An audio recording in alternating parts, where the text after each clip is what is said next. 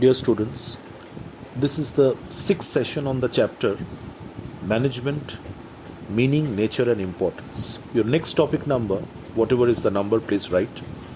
And the next topic will be Importance of Management or Advantages of Management from the point of view of a commercial organization. Importance of management or advantages of management from the point of view of a commercial organization.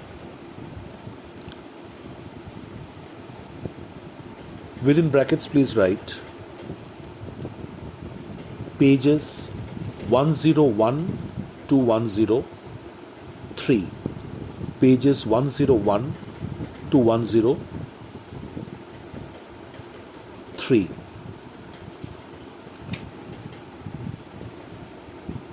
Check the page number of your textbook and then write the page numbers. So page number 101, let us start discussing the importance or advantages of management. First, a small introduction has to be written. So open the bracket from the heading Importance of Management, within brackets write advantages. According to Peter Drucker, management is the dynamic, life-giving element in every business. Without the resources of production, without it, the resources of production remain resources and never become production. So give this introduction, the comment made by a famous author, Peter Drucker, who is saying that management is a very dynamic, life-giving element to every business. And without management, all resources of production will remain only as idle resources and would never become production or output. So management is so very important.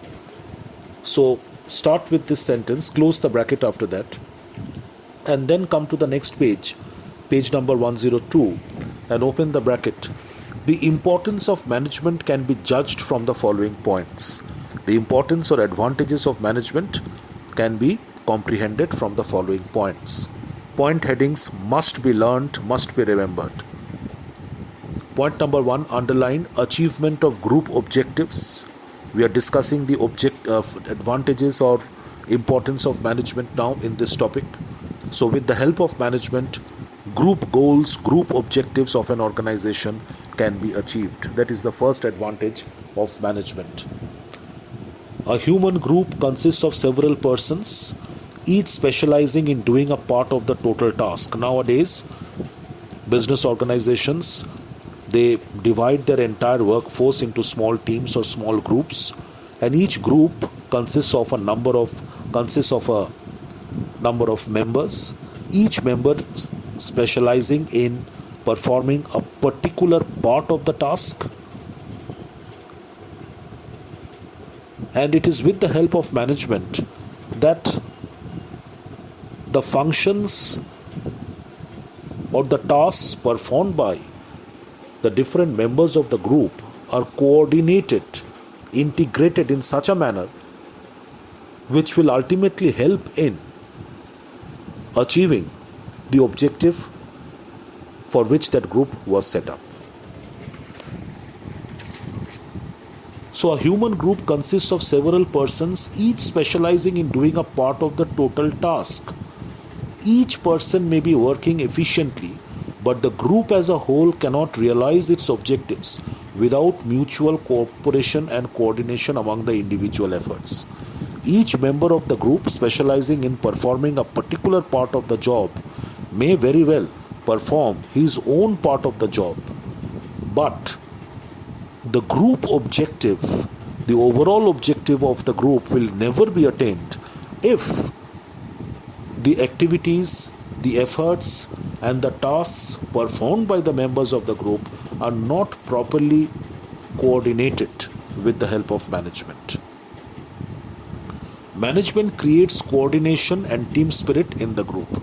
This is what management actually does. It creates the coordination among the different members of the group, and it also develops team spirit. among the members of the group. Managers also inspire the members of the group to make their best contribution towards the achievement of the common objectives. Management also keeps on inspiring and motivating each member of the group to give their best effort towards the achievement of the common objective or goal of that group. Second importance of management is it helps in optimum utilization of resources. So with the help of management functions like proper control and proper coordination, wastages in all departments and sections of the organization can be minimized, which ultimately leads to the best possible use, the optimum utilization of all resources of the organization. And when that is done, it eventually leads to minimization of cost, which will be the next point. Management brings together human and material resources. Management integrates, it brings together the human resource and the other resources of the organization in the right proportion, in the correct quantities, in the right proportion. Men, money, material and machinery may prove ineffective without sound management. Without application of sound management principles, all these resources, an organization can have adequate amount of all these resources, men, money, material and machine, but in the absence of sound management principles, these resources won't yield the best output or the best result for the organization. Management creates an environment in which employees can make the best possible use of the physical resources. Good management creates an environment, gives such a good, conducive, happy environment to all the workers and employees in which they can work happily and freely, give their best and make the best possible use of the resources which are available. Best utilization of resources helps to increase productivity and profitability of the business.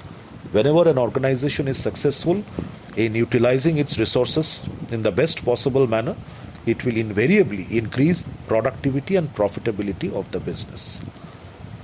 Number 3, minimization of cost. In the modern era of cutthroat competition, a business can be successful only when it is able to supply the required products and services at the lowest possible cost compared to the competitors. At the lowest possible, instead of the word cost, you can write price over here. Lowest possible price will be the better term. So in the world of cutthroat competition, when a number of manufacturers, a number of businessmen are producing almost the same type of product and trying to sell those products with their individual brand names, curtailing cost in every sphere of production and distribution becomes very important. So for that, wastage has to be minimized. It is with the help of application of the proper management principles and functions, with the help of proper controlling measures, that these wastages in all sections and in all levels of the organization can be minimized. So if the cost of production and distribution are minimized, it will lead to a reduction in the total cost of the product. And when the total cost of a product reduces, the organization acquires a position from where it becomes easier for it to sell the products also at a lesser price compared to the competitors. Management improves the efficiency and reduces costs through better planning, sound organization and effective control. How can management improve the overall efficiency of the workers, the level of productivity and efficiency of the workers, and at the same point in time minimize wastages? So management can improve the efficiency of the workers and reduce the costs, minimize wastages through better planning, sound organization and through effective control. So these are the important things which you must write under each point of advantage, under the main point, under the point heading. By eliminating wastage and minimizing cost, management enables an enterprise to face cutthroat competition. Number 4, Another advantage or importance of management is it helps an organization, first of all, to survive, to gain a strong foothold in the industry, and then after that, it helps it to grow and expand. Survival and growth. Modern business operates in a rapidly changing environment. An enterprise has to adapt itself, adjust itself to the changing demands of the market and the society. Managers continuously monitor the environmental changes and take the necessary steps to ensure that the enterprise is successfully facing the uncertainties of the future. It is good management which continuously monitors and keeps a track of the changes which are taking place in the environment. It tries to foresee the threats and opportunities which are in store in the near future. And good management, therefore, prepares the organization to face these threats and take full advantage of the upcoming opportunities. Environmental changes create both threats and opportunities. With sound management, an enterprise can meet the threats, can face the threats, and take full advantage of the opportunities. In this way, management ensures the continuity and growth of a business organization. Management helps in improving the standard of living of the people at large. The last 3 points are the advantages of management from the point of view of the society, the community at large. Management is necessary not only for business but for the society as a whole. It improves the standard of living of the people by providing good quality products and services at the lowest possible cost. So, good management would always try to run the organization in such a manner so that products of the best quality are produced and they are made available to the people in the society at reasonable, affordable prices. And if the best quality products are made available to the people in the society at affordable prices, people will buy a lot of consumer products. And when people keep on buying a different range of consumer products, it leads to an improvement in the standard of living of their lives.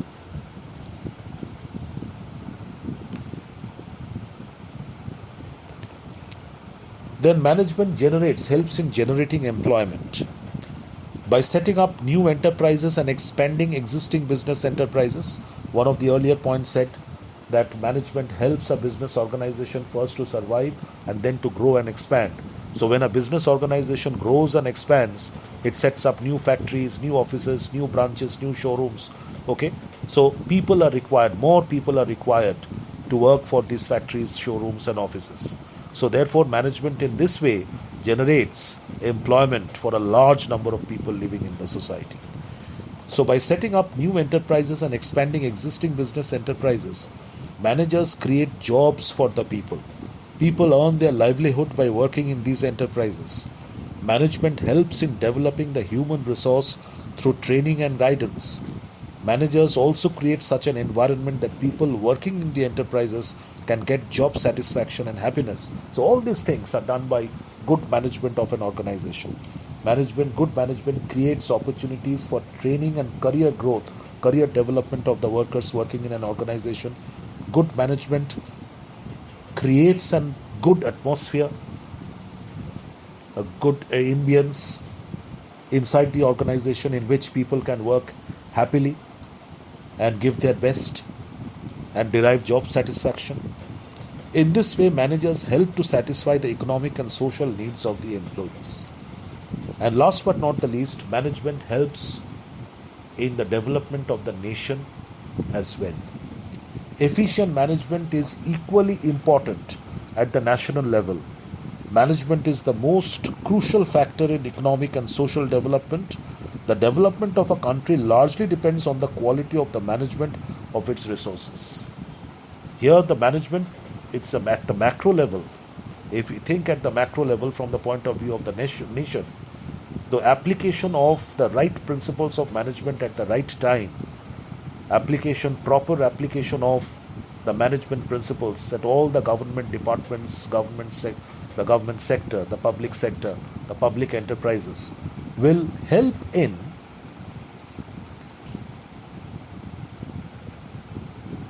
the best possible utilization of the national resources. The development of a country largely depends on the quality of management of its resources. Capital investment and import of technical know-how cannot lead to economic growth unless wealth producing resources are managed efficiently. Only investing huge amount of capital and importing foreign technology cannot lead to economic development of a country unless the wealth producing resources, unless these resources are managed efficiently at the national level. It has been rightly said, therefore, that there are no underdeveloped countries, there are only undermanaged ones. A country remains an underdeveloped country because its resources are not well managed. Management promotes peace and prosperity in the society at large. So close the bracket after point number 7. Mark this topic important and prepare this question as a long question of 5 marks, and mark this topic important. Advantages or importance of management. The last part of the chapter will be, write down the topic. Next topic, levels of management. Levels of management. Under it, below it, write point number A, top management. All of you know that the management of a big company, of a big organization is divided into 3 levels. The top management, the middle management, and the lower level management. So in this topic, you will learn 2 things for each level of management. Number 1, who are the people who constitutes that particular level? What are their positions and designations? And a few important functions carried out by the managers belonging to that particular level. So first, number A, top level or the top management. Number A, write top management within brackets. Pages 103 to 104. Pages 103 to 104. Check the page number of your textbook and write down the numbers. Open the bracket from top management. Underline levels of management and then open the bracket from top management and underline it. So who are the people who function in the top management of an organization? Top management of a company consists of the board of directors, the chief executive, sometimes he is called the CEO or the managing director, the general manager, and before the word secretary you write company. It should be company secretary. So top management of a company consists of the board of directors, the chief executive, that is the CEO or the managing director, the general manager, and the company secretary. The main functions of the top management are, now what are the main functions of the top management of a company? Number 1, to analyze and interpret changes in the external environment of the company. Monitor, analyze and interpret changes which are taking place in the external environment of the company. To establish long-term corporate plans, that is goals, policies and strategies of the company. Top management formulates and establishes long-term corporate plans in the form of goals, policies and strategies. Number 3, to formulate and approve the master budget and departmental budgets. Every department has a budget which is prepared at the beginning of every accounting period, and funds are allocated to that particular department on the basis of this budget. And there is an overall, from the organization's point of view, there is an overall master budget also. So the top management prepares and approves the master budget and the departmental budgets. To design a broad organizational structure, the top management designs the organizational structure consisting of the organizational hierarchy which defines the superior subordinate relationships. To appoint departmental heads and key executives, the departmental heads and the top executives of the company are appointed, recruited, selected and finally appointed by the top management. To coordinate and integrate the activities of different departments and divisions of the company. coordinating the activities of the various departments of the organization, to provide overall direction and leadership to the company. The top management provides the overall direction, guidance, and leadership to the company, to exercise overall review and control of the financial and operating results of the company, to represent the company to the outside world, that is maintaining good public relations with the various groups in the society, and to decide on the distribution of profits. That is very important, that at the end of the year, when a company earns so much amount of net profits, it is the top management, the directors, who decide that how the profits are to be distributed and utilized for this particular accounting period, how much of dividend is to be given, how much to be transferred to different reserves, etc. So close the bracket after point number 10. So these are the functions performed by the top management of an organization. Next, point number B, you will write middle management. Topic list number B, middle management. Page number 104 within brackets.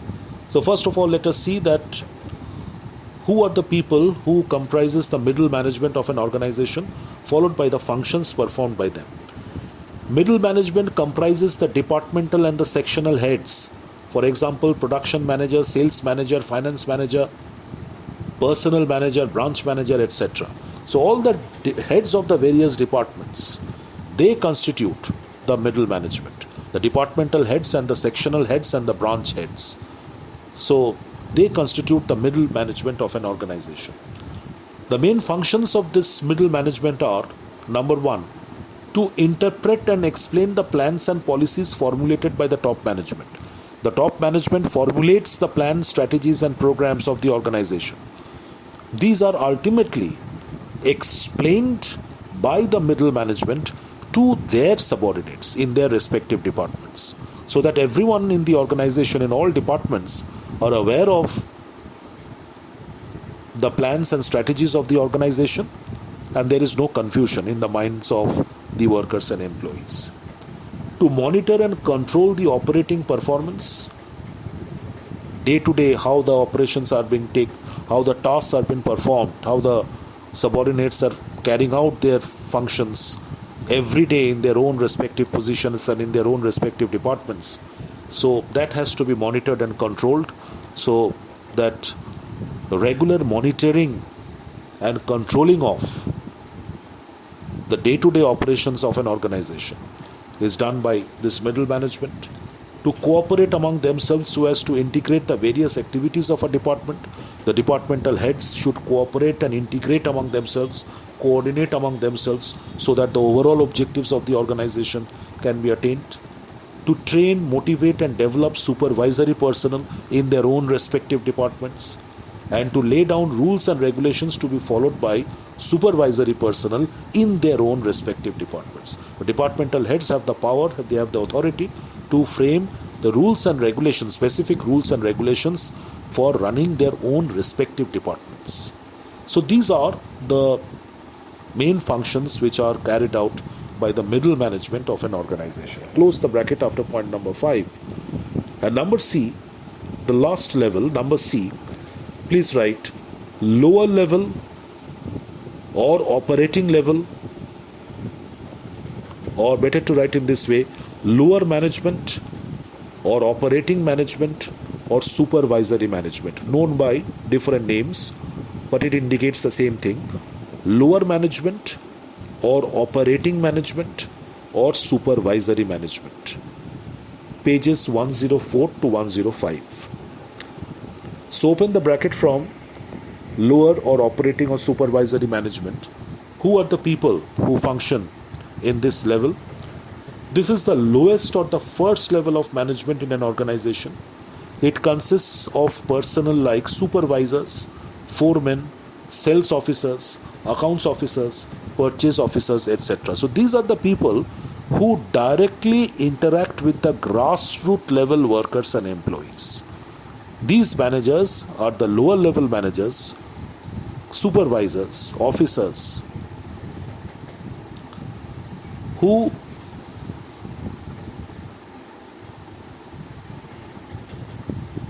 interact with the grassroots level workers and employees. who plan out the daily schedule of work for the workers and employees, and then monitor, supervise, and control the day-to-day work carried out by the workers in the organization.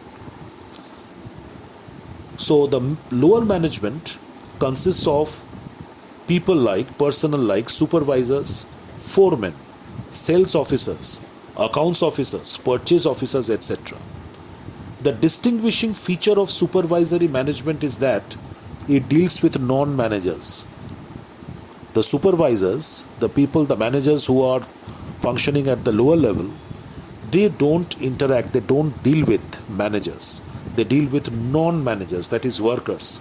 Whereas all the other levels deal with executives. Close the bracket after that. Now come down to the next paragraph and open the bracket. The functions of supervisory management are, number one, to plan out the day-to-day production within the goals laid down by the higher authorities, to assign jobs to workers and to make arrangements for their training and development, to issue orders and instructions to the workers, to supervise and control workers' operations and to maintain personal contacts with them, to arrange raw material, tools and other necessary things to maintain the machines and to maintain the machinery, to advise and assist workers by explaining their work procedures, solving their problems, etc. Lower level managers like supervisors, foremen, factory manager, etc. They should continuously interact with the grassroots level workers and try to advise them and assist them if they require any help. And always try to solve their problems if they face any problem. To maintain discipline and good human relations among the workers, etc. So close the bracket after point number 7. So these are the main functions which are performed by the managers of the lower management, which is also called the operating management or supervisory management. So with this we come to the end of this chapter, management, meaning, nature and importance.